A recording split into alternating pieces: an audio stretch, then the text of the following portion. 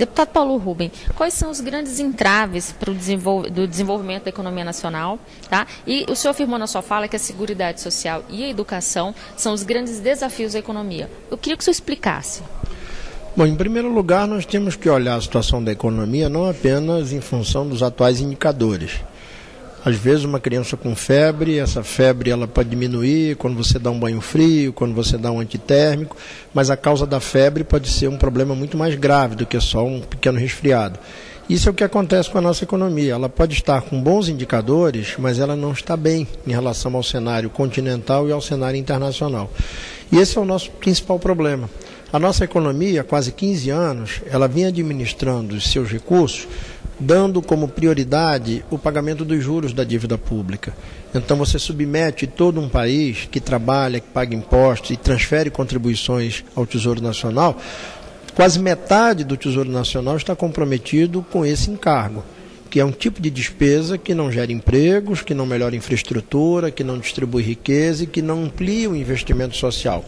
Então nós temos que desmontar essa bomba atômica que foi colocada nas nossas contas depois de sucessivas crises, a crise da dívida externa do final dos anos 70 e início dos anos 80, a crise da hiperinflação, agora a expansão da dívida pública.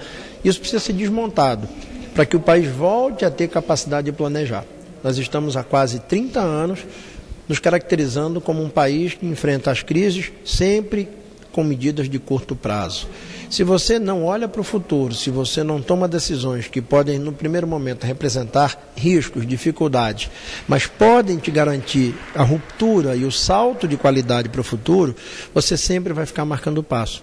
E a educação, junto com a cultura e a ciência e tecnologia, ao lado da Seguridade Social, que é a proteção da saúde, da previdência social e da assistência, são os instrumentos fundamentais para que o crescimento físico da economia não seja descolado dos principais instrumentos de promoção da qualidade de vida da população. Você pode ter um sistema educacional muito precário e você trazer grandes investimentos externos para o nosso país.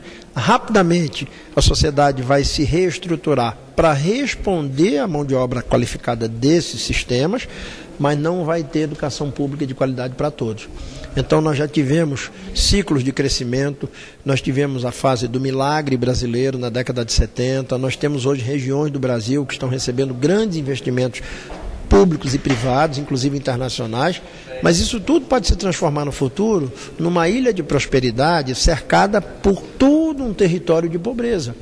E você só vai responder a essa pobreza histórica se você, ao lado do investimento e do crescimento físico da economia, você garantir educação pública de qualidade, saúde pública de qualidade, proteção social, e para isso tem que ter Estado, para isso tem que tirar tributo de quem tem mais, para isso tem que investir prioritariamente na correção dessas distorções. Sem isso, nós vamos ter uma economia michuruca, uma economia de pouco investimento, que entrega o seu patrimônio para os interesses privados e compromete o futuro das novas gerações com o encargo da dívida pública, que é o pior tipo de despesa que um país pode fazer, porque pagam-se apenas os juros e não há crescimento, não há investimento, não há distribuição de riqueza.